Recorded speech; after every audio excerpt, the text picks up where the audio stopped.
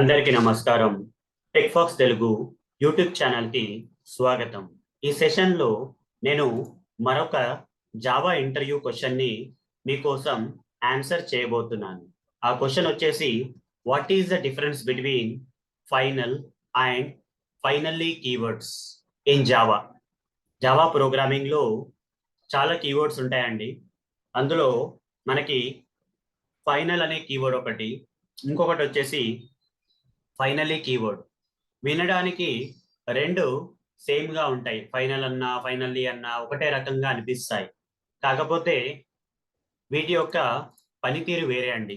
Okay, final ఎలా అయితే మనకి జావా ప్రోగ్రామింగ్ లో ఏదైతే చేస్తుందో ఫైనల్లీ వేరే ఏదో ఒకటి చేస్తుంది. ఓకే, సో పేరులో ఉన్న ఆ సిమిలారిటీ వచ్చేసి దాని వర్క్ లో లేదండి. ఫైనల్ ఒక దగ్గర యూజ్ చేస్తే ఫైనల్లీ ఇంకొక కాన్సెప్ట్ లో జావా ప్రోగ్రామింగ్ లో యూజ్ చేస్తాం. పేరు మాత్రమే ఫైనల్ ఫైనల్లీ, కానీ అవి చేసే పనులు మాత్రం చాలా డిఫరెంట్ గా ఉంటాయండి. చాలా వేరువేరుగా ఉంటాయి. సరే, ఫైనల్ ఎలా ఉంటుంది, ఫైనల్లీ ఎలా ఉంటుంది అనేది మీకు వివరిస్తాను. అదే ఈ యొక్క క్వశ్చన్ యొక్క ఆన్సర్. ఫస్ట్ ఫైనల్ గురించి చెప్తాను మీకు. ఫైనల్ వచ్చేసి దీన్ని మోడిఫైయర్ అంటామండి. ఓకే, ఇది మనం వేరియబుల్ ముందట గాను, మెథడ్ ముందట గాను, క్లాసెస్ ముందట గాను మనము పెట్టచ్చు. పెట్టిన తర్వాత ఆ వేరియబుల్స్ యొక్క ఒరిజినల్ బిహేవియర్ అనేది మారిపోతుందండి. వేరియబుల్స్ ఇంతకుముందు ఎలా పనిచేస్తున్నాయో అలా పనిచేయదు. ఫైనల్ పెట్టిన తర్వాత వేరియబుల్ వేరేలాగా అయిపోతుంది. మెథడ్స్ కూడా ఫైనల్ పెట్టిన తర్వాత వేరే చేంజ్ ఒకటి వస్తుంది. క్లాసెస్ ముందర కూడా ఫైనల్ పెడితే ఇంతకు ముందు క్లాసెస్ వేరే, ఫైనల్ పెట్టిన తర్వాత క్లాసెస్ వేరే. మరి అలాంటి తేడా ఏం తీసుకొస్తుంది ఫైనల్ అంటే చెప్తాను ఇప్పుడు. ఫైనల్ ని వేరియబుల్ ముందర పెడితే ఆ వేరియబుల్ కి మనము ఫస్ట్ టైం ఇచ్చిన వాల్యూ ఉంటుంది కదా, దాన్ని మనం చేంజ్ చేయలేమండి. ఓకే, ఒక్కటేసారి మనము ఫైనల్ యొక్క వేరియబుల్ వాల్యూని అసైన్ చేయాలి. దాని తర్వాత మనం అప్డేట్ చేయలేము. అంటే వేరియబుల్ కాస్త కాన్స్టెంట్ అయిపోయిందండి ఇక్కడ.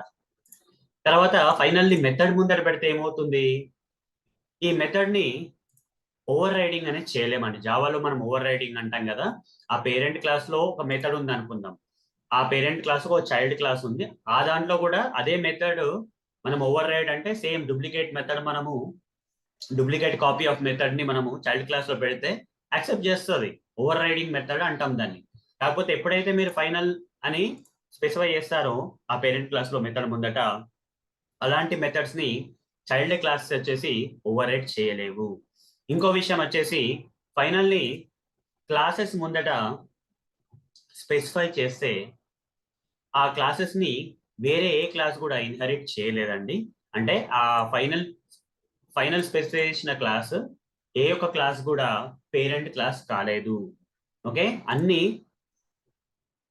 వేరే క్లాస్ అన్ని ఈ యొక్క ఫైనల్ క్లాస్ కి చైల్డ్ క్లాసెస్ కాలేవు.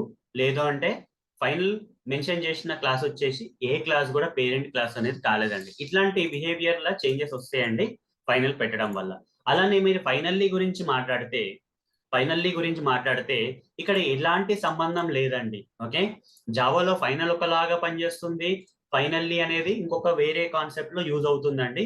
కానీ పేర్లు కొంచెము దగ్గర ఉండడం వల్ల ఇలా ఇంటర్వ్యూ క్వశ్చన్స్ లో ఫైనల్లీ మధ్యలో డిఫరెన్స్ చెప్పండి అని అడుగుతూ ఉంటారు, తేడాలు చెప్పండి అని అడుగుతూ ఉంటారు. కాకపోతే రెండు సేమే అండి. ఐ మీన్ పేర్లు వైజ్ గా సేమ్, కానీ పనులు మాత్రం వేరే అండి. ఫైనల్లీ వచ్చేసి ఎక్సెప్షన్ హ్యాండ్లింగ్ మెకానిజం లో యూజ్ అవుతుంది. మనకి ఎక్సెప్షన్ వచ్చినా రాకున్నా, ఓకే, మన కంట్రోల్ క్యాచ్ బ్లాక్ పోయినా పోకున్నా, ఎక్సెప్షన్ వచ్చినా రాకున్నా ట్రై క్యాచ్ బ్లాక్ లో ఖచ్చితంగా ఫైనల్లీ అనే బ్లాక్, ట్రై క్యాచ్ తర్వాత మనం ఒక ఫైనల్లీ బ్లాక్ రాస్తామండి. ఆ ఫైనల్లీ బ్లాక్ లో ఉన్న కోడ్ ఎట్టి పరిస్థితుల్లో రన్ అవుతుందండి. ట్రై బ్లాక్ లో ఏదైనా ఎక్సెప్షన్ వచ్చింది అనుకో, ఇమీడియట్ గా మనం క్యాచ్ బ్లాక్ పోతాం కదా. క్యాచ్ బ్లాక్ అయిన తర్వాత ఫైనల్లీ బ్లాక్ ఎగ్జిక్యూట్ అవుతుంది. అలా అని చెప్పేసి ట్రై బ్లాక్ లో ఎక్సెప్షన్ రాలేదనుకోండి, క్యాచ్ బ్లాక్ రన్ కాదు కదా, అయినా కానీ ఫైనల్లీ బ్లాక్ రన్ అవుతుంది. వచ్చినా రాకుండా, ఎక్సెప్షన్ వచ్చినా రాకున్నా కానీ ఫైనల్లీ బ్లాక్ అనేది ట్రై ట్రై క్యాచ్ తోటి సంబంధం లేకుండా రన్ అవుతుందండి. సో ఇవి నేను ప్రాక్టికల్ గా మీకు చూపిస్తాను. ఇంకా మీకు ఒక చాలా ఐడియా అనేది వస్తుంది. ఈ యొక్క క్వశ్చన్ కి ఆన్సర్ కూడా మీకు ఇంకా చాలా బాగా అర్థమవుతుంది అనుకుంటున్నానండి. అందుకోసమే నేను ఈ యొక్క ఎక్లిప్స్ ఐడికి వెళ్ళి మీకు వివరిస్తాను. ఇక్కడ మనకు ఒక ప్యాకేజ్ ఉంది మాడిఫైయర్స్ అని. ఇక్కడ ఒక ప్యాకేజ్ క్రియేట్ చేస్తానండి, కొత్త ప్యాకేజ్ క్రియేట్ చేస్తాను ఎగ్జాంపుల్స్ కోసము. డాట్ ప్యాక్ బి అని క్రియేట్ చేస్తాను. ఈ ప్యాకేజ్ కింద ఒక క్లాస్ క్రియేట్ చేస్తాను. ఈ ప్యాకేజ్ కింద ఒక క్లాస్ క్రియేట్ చేసి క్లాస్ ఓకే క్లాస్ అని చెప్పేసి ఏ అని ఏదో ఒక పేరు ఇచ్చేస్తాను ర్యాండమ్ గా. ఇచ్చిన తర్వాత ఈ క్లాస్ కింద ఒక వేరియబుల్ అనేది క్రియేట్ చేస్తాను. క్లాస్ లోపల స్ట్రింగ్ నేమ్ అని చెప్పేసి ఒక వేరియబుల్ క్రియేట్ చేశానండి. ఇప్పుడు చూడ ఎర్రర్స్ ఏం లేవండి, ఎర్రర్స్ ఏం లేవు. అలానే ఈ యొక్క నేమ్ కి నేను వాల్యూ అసైన్ చేయొచ్చు. ఓకే, అరుణ్ అని చెప్పేసి అరుణ్ మోటూరి అని వాల్యూ అసైన్ చేయొచ్చు. తర్వాత ఇంకొక మెథడ్ లో పబ్లిక్ వాయిడ్ అని చెప్పేసి శాంపుల్ ఏ అని మెథడ్ పెట్టేసి అందులో ఈ name is equal to Varun దావత్ అని అప్డేట్ చేయొచ్చు. Name is equal to okay Tarun Bhaskar. ఎన్నిసార్లు అయినా సరే ఈ యొక్క ఒరిజినల్ వేరియబుల్ యొక్క వాల్యూని నేను అప్డేట్ చేయొచ్చండి. ఒరిజినల్ వేరియబుల్ యొక్క వాల్యూని నేను అప్డేట్ చేసుకోవచ్చు ఎన్నిసార్లు అయినా సరే. కాకపోతే ఎప్పుడైతే నేను ఇక్కడ ఫైనల్ అని మెన్షన్ చేస్తాను, ఫైనల్ మాడిఫైయర్ ని, ఫైనల్ కీవర్డ్ ని ఈ యొక్క వేరియబుల్ ముందర పెడతాను, అప్పుడు మనకి ఇమీడియట్ గా ఎర్రర్స్ వస్తాయి. ఎర్రర్స్ ఏంటంటే మీరు అప్డేట్ చేయలేరు ఈ వాల్యూని, ఇది పాసిబుల్ కాదు అట్లా అని చెప్పేసి ఇక్కడ నేను ఏ వాల్యూ కూడా ఇవ్వకపోతే నాకు ఒక ఎర్రర్ వస్తుందండి.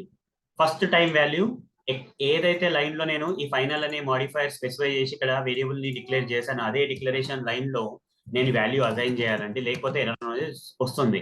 ఇదే ఫైనల్ వాల్యూ అండి, ఈ వేరియబుల్ యొక్క ఫైనల్ వాల్యూ ఇది. దీని తర్వాత నేను ఎలాంటి మార్పులు చేర్పులు నేను ఈ యొక్క వేరియబుల్ కి నేను చేయలేను. అదే ఫైనల్ గురించి అండి, అదే ఫైనల్ గురించి. ఫైనల్ ఏదైతే వేరియబుల్ ముందర మెన్షన్ చేస్తామో ఆ వేరియబుల్ వచ్చేసి కాన్స్టెంట్ అయిపోతుందండి, దాని యొక్క వాల్యూ మనం చేంజ్ చేయలేము. ఓకే, దాని యొక్క వాల్యూ మనం చేంజ్ చేయలేము. అలానే ఇప్పుడు ఫైనల్ వేరియబుల్ గురించి తెలుసుకున్నారు. అదే మెథడ్ ముందట నేను ఫైనల్ పెడితే ఏమవుతుంది అనేది చూపిస్తాను మీకు. ఇప్పుడు ఫస్ట్ ఆఫ్ ఆల్ నేను ఇక్కడ ఇన్సైడ్ శాంపుల్ ఏ మెథడ్ అని చెప్పేసి అది రాస్తాను. ఇక్కడ ఒక చైల్డ్ క్లాస్ క్రియేట్ చేస్తానండి, క్లాస్ బి అని చెప్పేసి ఎక్స్టెండ్స్ అని చెప్పేసి క్లాస్ ఏ అని పెడతాను. పెట్టేసి ఇక్కడ ఏం చేస్తానంటే ఈ మెథడ్ ని కాపీ పేస్ట్ చేసుకుంటాను. ఎగ్జాక్ట్ గా సేమ్ కాపీ పేరెంట్ లో ఉన్న సేమ్ మెథడ్ ని నేను చైల్డ్ క్లాస్ లో కాపీ చేసినప్పుడు ఏమవుతుందండి, పేరెంట్ క్లాస్ లో ఉన్న మెథడ్ ని చైల్డ్ క్లాస్ యొక్క మెథడ్ అనేది ఓవర్ రైడ్ చేస్తుంది అని అంటాం. ఓకే, ఇదే కాదు. ఎప్పుడైతే మీరు ఓవర్ రైడ్ రాసిన తర్వాత కూడా ఎర్రర్ రాలేదనుకోండి చైల్డ్ క్లాస్ లో, దాని యొక్క సారాంశం ఏంటంటే, దాని యొక్క మీనింగ్ ఏంటంటే ఈ మెథడ్ వచ్చేసి పేరెంట్ క్లాస్ యొక్క మెథడ్ ని ఓవర్ రైడ్ చేస్తుంది అని అర్థం. ఓకే, ఇలా ఓవర్ రైడింగ్ అనే కాన్సెప్ట్ మనకి బై డిఫాల్ట్ గా పాసిబుల్ ఉంటదండి, నార్మల్ గా అయితే పాసిబుల్ ఉంటది. కానీ ఎప్పటి వరకు నేను ఫైనల్ ఇక్కడ మెన్షన్ చేయనంత వరకు. ఇక్కడ ఒక్కసారి నేను ఫైనల్ మెన్షన్ చేయగానే ఓకే, ఈ మెథడ్ ముందట పేరెంట్ క్లాస్ లో ఉన్న మెథడ్ ఏదైతే ఓవర్ రైడ్ అవుతుంది చైల్డ్ క్లాస్ లో, దాని ముందట ఫైనల్ అనే మాడిఫైయర్ ని నేను మెన్షన్ చేయగానే, కీవర్డ్ మెన్షన్ చేయగానే చూడండి ఇమీడియట్ గా మనకు ఒక ఎర్రర్ వచ్చేసింది. ఏం ఎర్రర్ వచ్చిందండి, cannot override the final method from class A అని వచ్చింది. అంటే ఫైనల్ మెథడ్స్ ని మీరు చైల్డ్ క్లాస్ లో ఓవర్ రైడ్ చేయలేరు. ఓకే, నార్మల్ మెథడ్స్ ని ఓవర్ రైడ్ చేయొచ్చు కానీ ఫైనల్ మెథడ్స్ ని చేయలేరు, ఇది ప్రాబ్లం. సరే, ఇప్పుడు నేను వేరియబుల్ గురించి చెప్పాను, మెథడ్స్ ముందర ఫైనల్ పెడితే ఏమవుతుందో కూడా చెప్పాను నేను కదా. అయితే ఇంకొక విషయం ఉందండి ఇక్కడ. ఇంకొక విషయం ఏముందంటే, మరి అదే ఫైనల్ అనే కీవర్డ్ ని నేను ఒకవేళ క్లాస్ ముందర పెడితే ఏమవుతుంది. ఓకే, అదే ఫైనల్ అనే కీవర్డ్ ని నేను క్లాస్ ముందట మెన్షన్ చేస్తే ఏమవుతుంది. మెన్షన్ చేయనంత వరకు బాగానే ఉందండి. ఇక్కడ చూడండి ఈ క్లాస్ వచ్చేసి చైల్డ్ క్లాస్ అయిందండి, క్లాస్ ఏకి ప్రాబ్లం ఏం లేదు, ఎర్రర్స్ ఏం లేవు. కానీ ఎప్పుడైతే ఈ క్లాస్ ముందట నేను ఫైనల్ అని మెన్షన్ చేస్తానో, చేయగానే ఈ చైల్డ్ క్లాస్ లో ఒక ఎర్రర్ వచ్చిందండి. ఇక్కడ the type class B cannot subclass the field class A. ఈ యొక్క క్లాస్ కి ఏ క్లాస్ కూడా చైల్డ్ క్లాస్ కాలేదు. ఎందుకు కాలేదంటే ఏదైతే క్లాస్ ని మనం ఇన్హెరిట్ చేద్దాం అనుకుంటున్నామో, ఓకే, ఏదైతే క్లాస్ ని మనం ఇన్హెరిట్ చేద్దాం అనుకుంటున్నామో ఆ క్లాస్ వచ్చేసి ఫైనల్ క్లాస్ అండి. ఆ క్లాస్ వచ్చేసి ఫైనల్ క్లాస్. అందుకోసమే మనము అలాంటి క్లాసెస్ ని, ఫైనల్ క్లాసెస్ ని ఫైనల్ క్లాసెస్ కి చైల్డ్ క్లాసెస్ అనేవి ఉండవండి. ఫైనల్ క్లాస్ జావాలో ఫైనల్ క్లాస్ అనేది ఏ క్లాస్ కూడా పేరెంట్ క్లాస్ కాలేదు. ఏ క్లాస్ కూడా పేరెంట్ క్లాస్ కాలేదు ఫైనల్ క్లాస్ వచ్చేసి. ఇది మనం అర్థం చేసుకోవాలి ఫైనల్ గురించి. ఇదంతా ఫైనల్ గురించి అండి. ఫైనల్ క్లాస్ ని మనము ఇన్హెరిట్ చేయలేము, చైల్డ్ క్లాసెస్ ఉండవు ఫైనల్ క్లాస్ కి అనేది మీరు అర్థం చేసుకోవాలి. అలానే అండి ఇక్కడ ఇంకొక కీవర్డ్ కూడా ఉంది ఫైనల్లీ. మరి దీనికి పేరులో సంబంధం ఉన్నట్టు వర్క్ లో దాని యొక్క పనితనంలో మాత్రము ఓకే అది చేసే జావా ప్రోగ్రామింగ్ లో దాన్ని వాడే దాంట్లో సంబంధమే లేదండి. ఓకే, పేర్లు మాత్రం దగ్గర ఉన్నాయి అంతే. ఇది ఫైనల్ ఎక్కడ ఏ కాన్సెప్ట్ లో వాడతామంటే ఎక్సెప్షన్ హ్యాండ్లింగ్ మెకానిజం అనే టాపిక్ లో వాడతామంటే చూపిస్తాను ఇప్పుడు ఫైనల్లీ అనేది. ఇక్కడ కంపేర్ చేయడానికి ఏం లేదండి, జస్ట్ అర్థం చేసుకోవడం. పేర్లు ఒకటే దగ్గర ఉన్నాయి. ఓకే, శాంపుల్ ఏ అని చెప్పేసి ఒక క్లాస్, దాంట్లో ఒక మెయిన్ మెథడ్ క్రియేట్ చేస్తానండి. చేసేసి ఇందులో ఏం చేస్తానంటే కొంచెం కోడ్ రాస్తాను. మీ కోడ్ రాస్తే అర్థమవుతుంది.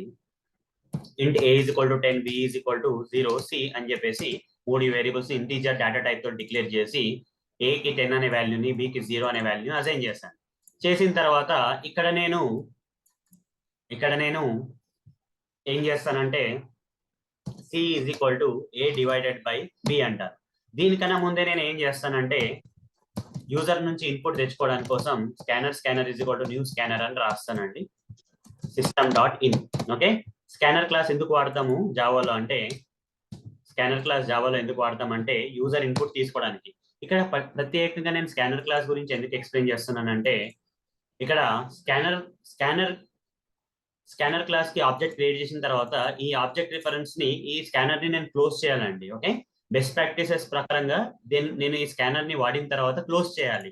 కానీ ఇక్కడ ఒక ప్రాబ్లం వస్తుందండి. ఇప్పుడు ఏంటంటే అంతా బానే ఉంది, ఇక్కడ ఒక ఎక్సెప్షన్ వచ్చే ఛాన్స్ ఉంది. కాబట్టి నేను ఇక్కడ ఏం రాస్తానంటే ట్రై బ్లాక్ రాసేస్తాను. ట్రై బ్లాక్ రాసేసి ఇక్కడ క్యాచ్ బ్లాక్ అనేది రాస్తాను. రాసేసి ఇక్కడ అర్థమెటిక్ ఎక్సెప్షన్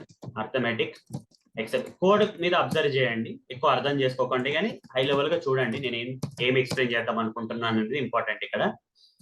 ఇక్కడ ఏం చేస్తాను, arithmetic exception got handled here అని రాస్తాను. Handled here arithmetic exception got handled here అని రాస్తానండి. Okay, arithmetic exception got handled here అని రాస్తాను.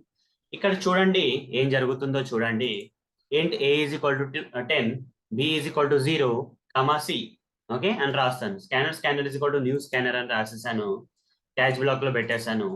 ఓకే, ఇక్కడ స్కానర్ ని వాడట్లేదు అంటుంది, నేను వాడి చూపిస్తాను. ఇక్కడ ఏం చెప్తానంటే స్కానర్ డాట్ నెక్స్ట్ ఇంట్ అని రాస్తాను, నార్మల్ గా రాస్తాను అంతే. ఓకే, అలా అయిన తర్వాత ఎప్పుడైతే మనము స్కానర్ క్లాస్ ని వాడిన తర్వాత ఇక్కడ చూడండి resource leak scanner is never close, ఈ ఆబ్జెక్ట్ ని క్లోజ్ చేయమంటుందండి. ఓకే, ఇక్కడ నేను రాస్తాను, కోడ్ అంతా రాస్తాను. ఇక్కడ ఏసీ అని రాస్తాను. తర్వాత ఈ స్కానర్ ఆబ్జెక్ట్ ని క్లోజ్ చేయమంటుంది. సరే, నేను క్లోజ్ చేద్దామని అనుకుంటున్నాను. ఓకే, క్లోజ్ చేస్తాను. ఇక్కడ పని అయిపోయిన తర్వాత ఈ స్కానర్ ఆబ్జెక్ట్ ని నేను క్లోజ్ చేస్తే మెమరీ లీక్ అనేది రాదు బెస్ట్ ప్రాక్టీస్ ప్రకారంగా. అయితే ఇక్కడ ప్రాబ్లం ఏంటంటే, నేను ఈ కోడ్ రన్ చేస్తాను అనుకోండి. నేను ఈ కోడ్ రన్ చేసిన తర్వాత ఈ లైన్ తీసేస్తాను. ఇప్పుడు ఈ కోడ్ రన్ చేసిన తర్వాత ఇక్కడ ఏకి 10 అనే వాల్యూ వస్తుంది, బికి 0 అనే వాల్యూ వస్తుంది. తర్వాత ట్రై బ్లాక్ లోకి వెళ్ళిపోతాము. ఎక్సెప్షన్ హ్యాండ్లింగ్ లో క్యాచ్ బ్లాక్ లోకి వెళ్ళిపోతాం. ఎందుకంటే ఈ లైన్ నుంచి ఎక్సెప్షన్ వచ్చే పాసిబిలిటీ ఉంది కాబట్టి, అవకాశం ఉంది కాబట్టి. C is equal to A divided by B అంటే 10 డివైడెడ్ బై 0. 10 డివైడెడ్ బై 0 అంటే 10 ని 0తో డివైడ్ చేయొచ్చా? లేదండి, ఇక్కడ ఒక ఎక్సెప్షన్ అనేది వస్తుంది. ఎప్పుడైతే ఎక్సెప్షన్ ఇక్కడ వస్తుందో ఈ లైన్ నుంచి డైరెక్ట్ గా మనము క్యాచ్ బ్లాక్ వెళ్ళిపోయి ఇక్కడ arithmetic exception got handled here అని ప్రింట్ అయిపోతుంది. మరి స్కానర్ ఆబ్జెక్ట్ ఇక్కడ క్రియేట్ చేసినాం కదా, ఎక్సెప్షన్ రావడం వల్ల అనుకోని విధంగా మీరు ఎక్కడికో వెళ్తున్నారండి కారులో, ఫంక్షన్ రీచ్ అవ్వాలి, కానీ మధ్యలో ట్రాఫిక్ జామ్ అయింది అనుకోండి, ఏం చేస్తారు? ఓకే, ఫంక్షన్ అనేది మిస్ అయిపోతుందో ఏదో అవుతుంది కదా. సో అలాంటి పరిస్థితి ఇక్కడ వచ్చింది. ఇక్కడ ఆబ్జెక్ట్ క్రియేట్ అయింది, మీరు బయలుదేరారు. ఓకే, కానీ వెళ్ళే దారిలో జామ్ అయిపోయింది, మీరు వెళ్ళలేకపోతున్నారు, వేరే రూట్ తీసుకోవాల్సి వచ్చింది. అప్పుడు ప్రాబ్లం వచ్చింది కాబట్టి వేరే రూట్లోకి వెళ్ళిపోవడం వల్ల మీరు ఫంక్షన్ అనేది మిస్ అయిపోయారు. అట్లా ఇక్కడ స్కానర్ డాట్ క్లోజ్ అనేది జరగలేదు. ఎందుకంటే ఈ స్కానర్ ఆబ్జెక్ట్ క్రియేట్ చేసిన తర్వాత నేను దీని పని అయిపోయిన తర్వాత నేను దాన్ని క్లోజ్ చేయాలి. దానికన్నా ముందు ఒక ఎక్సెప్షన్ రావడం వల్ల ట్రై బ్లాక్ లో నేను క్యాచ్ బ్లాక్ పోవాల్సి వచ్చింది. క్యాచ్ బ్లాక్ కి ఎగ్జిక్యూషన్ పోవడం వల్ల ఈ క్లోజింగ్ అనేది ఆబ్జెక్ట్ యొక్క మెమరీ క్లోజింగ్ అనేది జరగలేదు. ఇక్కడ ఏం ప్రాబ్లం ఉందండి, ఈ స్కానర్ క్లోజింగ్ అనేది ఈ యొక్క ఆబ్జెక్ట్ ని నేను క్లోజ్ చేయలేకపోయాను ఎక్సెప్షన్ వల్ల. మరి నాకు కావాల్సింది ఏంటంటే ఈ ట్రైప్ ఎక్సెప్షన్ వచ్చినా రాకున్నా నాకు ఈ స్కానర్ ఆబ్జెక్ట్ అనేది క్లోజ్ కావాలి, అలాంటి పరిష్కారం కావాలి అన్నప్పుడు నేను ఇక్కడ ఫైనల్లీ అని మెన్షన్ చేస్తానండి. చేసేసి ఈ స్కానర్ డాట్ క్లోజ్ ని ఈ ఫైనల్లీలో రాసేస్తాను. ఈ స్కానర్ ని కొంచెం గ్లోబల్ చేసేస్తే సరిపోతుంది. ఈజ్ ఈక్వల్ టు నల్ అని రాసేస్తాను. రాసేసి ఇక్కడ స్కానర్ తీసేస్తాను. ఇప్పుడు చూడండి ఏమవుతుందో. ఇప్పుడు మీకు ఇక్కడ ఎక్సెప్షన్ వచ్చినా గానీ, ఈ 15th లైన్ లో ఎక్సెప్షన్ వచ్చినా గానీ, మీరు క్యాచ్ బ్లాక్ పోయినా గానీ, ఓకే, ఎక్సెప్షన్ వచ్చినా రాకున్నా గానీ ఫైనల్లీ బ్లాక్ అనేది రన్ అవుతుంది. కాబట్టి ఏదైతే ఇక్కడ స్కానర్ ఆబ్జెక్ట్ క్రియేట్ చేశారో అది క్లోజ్ చేయగలుగుతున్నారు. ఓకే, మనకి ఎక్సెప్షన్ వచ్చినప్పుడు స్కానర్ ఆబ్జెక్ట్ క్లోజ్ అవ్వట్లేదు ఫైనల్లీ బ్లాక్ లేనప్పుడు. ఎందుకంటే ఎక్సెప్షన్ రావడం వల్ల, క్యాచ్ బ్లాక్ పోవడం వల్ల మనం స్కానర్ అనే ఆబ్జెక్ట్ ని క్లోజ్ చేయలేకపోయాము. ఇప్పుడు ట్రై క్యాచ్ బ్లాక్ తో సంబంధం లేకున్నవి ఎక్సెప్షన్ ఇందులో వచ్చినా రాకున్నా కానీ ఫైనల్లీ బ్లాక్ ఏం చేస్తుంది, స్కానర్ డాట్ క్లోజ్ అనే క్లోజ్ తోటి ఆ యొక్క స్కానర్ ఆబ్జెక్ట్ ని క్లోజ్ చేస్తుంది. ఇలాంటి పరిస్థితుల కోసమే మనము రియల్ టైంలో ప్రోగ్రామింగ్ లో ఫైనల్లీ బ్లాక్ వాడతామండి. ఆబ్జెక్ట్స్ క్లోజ్ చేయడానికి మాత్రమే ఫైనల్లీ బ్లాక్ వాడతాము. ఓకే, దాని యొక్క ముఖ్య ఉద్దేశం అదే. ఇలాంటి అప్పుడప్పుడు డేటాబేస్ కనెక్షన్ క్లోజ్ చేయాలి, ఏదో ఎక్సెప్షన్ వచ్చింది, డేటాబేస్ కనెక్షన్ క్రియేట్ చేశారు, కానీ ఒక ఎక్సెప్షన్ రావడం వల్ల క్యాచ్ బ్లాక్ పోయి ప్రోగ్రామ్ అనేది వేరే దారి తీసుకున్నప్పుడు మీరు అనుకున్న, ఓకే, మీరు ఏదైతే డేటాబేస్ కనెక్షన్ చేశారో ఆ కనెక్షన్ అనేది మీరు క్లోజ్ చేయాలి ఎట్టి పరిస్థితుల్లో. ఓకే, కంపల్సరీ ఏం కాదు, క్లోజ్ చేస్తే మంచిది, కానీ అలాంటి చేయలేకపోతున్నారు. ఎందుకంటే ఎక్సెప్షన్ రావడం వల్ల అలాంటి జరగట్లేదు. అందుకోసమే ఫైనల్లీ బ్లాక్ రాస్తే ఎక్సెప్షన్ వచ్చినా రాకున్నా ఇక్కడ 15th లైన్ నుంచి మీరు 17th 19th వచ్చినా కానీ తర్వాత ఫైనల్ బ్లాక్ వెళ్ళి ఇక్కడ ఏదైతే ఆబ్జెక్ట్ మీరు క్రియేట్ చేశారో, ఏదైతే డేటాబేస్ కనెక్షన్ చేశారో అది క్లోజ్ చేయొచ్చండి. ఇదే ఫైనల్లీ బ్లాక్ యొక్క ముఖ్య అవసరం. ఓకే, ఇక్కడ చూడండి. ఇప్పుడు ఇక్కడ నేను రాస్తాను system.out.println అని చెప్పేసి స్కానర్ ఆబ్జెక్ట్ డాట్ క్లోజ్డ్ అని రాస్తాను. ఓకే, డాట్ క్లోజ్డ్ అని చెప్పి రాసేసి ఇక్కడ రన్ చేస్తాను. ఇప్పుడు ఎక్సెప్షన్ వస్తుందండి, ఎందుకంటే 0 తో డివైడ్ చేస్తారు కాబట్టి ఎక్సెప్షన్ వచ్చినా కానీ స్కానర్ ఆబ్జెక్ట్ క్లోజ్ అయింది. మరి ఎక్సెప్షన్ రాకపోతే సంగతి ఏంది? ఎక్సెప్షన్ రానప్పుడు ఆబ్జెక్ట్ క్రియేట్ అయింది, ఇక్కడ ఇది అయిపోయింది, ఇక్కడ వాల్యూ ప్రింట్ అయిపోయింది, తర్వాత క్యాచ్ బ్లాక్ వెళ్ళలేదు. కాకపోతే ఫైనల్లీ బ్లాక్ వెళ్ళి స్కానర్ అనేది ఆబ్జెక్ట్ క్లోజ్ అయిపోతుంది, స్కానర్ అనేది క్లోజ్ అవుతుంది. చూడండి, ఆబ్జెక్ట్స్ అనేది క్లోజ్ అవుతున్నాయి, ఎక్సెప్షన్ వచ్చినా రాకున్నా. ఇక్కడ ఎక్సెప్షన్ రాకున్నా కానీ స్కానర్ ఆబ్జెక్ట్ ని క్లోజ్ చేయగలిగినాం. సో ఇలాంటి పరిస్థితుల్లో మనము ఫైనల్లీ బ్లాక్ అనేది వాడతామండి మనము. ఓకే, ప్రాక్టికల్ గా మీకు చూపించాను ఈ యొక్క సెషన్ లో. నేను మీకు ప్రాక్టికల్ గా ఫైనల్ ఎలా వాడతాము, జావాలో ఫైనల్లీ ఎలా వాడతాము, వాటి పేర్లు దగ్గర ఉండొచ్చు, కానీ అవి యూజ్ చేసే కాన్సెప్ట్స్ జావాలో ఎక్కడెక్కడ వాడుతున్నాం అనేది చాలా డిఫరెంట్ అండి. ఏదో ఇక్కడ పేర్లు దగ్గర ఉన్నాయని క్వశ్చన్స్ ఇలా అడుగుతారు, మీరు ఆన్సర్స్ మాత్రం ఇలానే ఎక్స్ప్లెనేషన్ ఇవ్వాలండి అంతే. మీకు ప్రాక్టికల్ గాను థియరిటికల్ గాను ఈ యొక్క క్వశ్చన్ యొక్క ఆన్సర్ మీకు ఈ సెషన్ లో నేను ఎక్స్ప్లెయిన్ చేశాను. ఈ ఎక్స్ప్లెనేషన్ కనుక మీకు నచ్చినట్టయితే ఈ వీడియోని ఖచ్చితంగా లైక్ చేయండి. అలానే నా యొక్క టెక్ఫాక్స్ తెలుగు యూట్యూబ్ ఛానల్ ని సబ్స్క్రైబ్ చేసుకోండి. మీ friends, family members and circles తో షేర్ చేయండి. అలానే మీకు ఏమైనా డౌట్స్ ఉన్నా, ఏదున్నా కానీ నాతో ఏం డిస్కస్ చేయాలనుకున్నా కానీ కామెంట్స్ రూపంలో తెలియజేయండి. లైక్ మాత్రం తప్పకుండా చేయండి. ఎవరో లైక్ చేయడం వల్ల ఈ వీడియోస్ మీ వరకు వచ్చాయి. మీరు లైక్ చేయడం వల్ల చాలా మందికి ఈ వీడియోస్ అనేది చేరుతాయండి. అలానే నేను ఎంకరేజ్ చేసిన వాళ్ళు కూడా అవుతారు. మీరు ఎక్కువ ఎంకరేజ్ చేయడం వల్ల నేను ఇంకెన్నో వీడియోస్ తెలుగులో మీ ముందరికి తీసుకురావడానికి, ఓకే, నాకు ఒక ఎంకరేజ్మెంట్ దొరుకుతుంది కాబట్టి.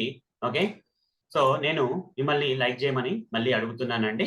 మీరు లైక్ చేస్తారని ఆశిస్తూ ఈ సెషన్ కి సెలవు తీసుకొని వచ్చే సెషన్ లో కలుద్దామండి. ధన్యవాదాలు, బాయ్.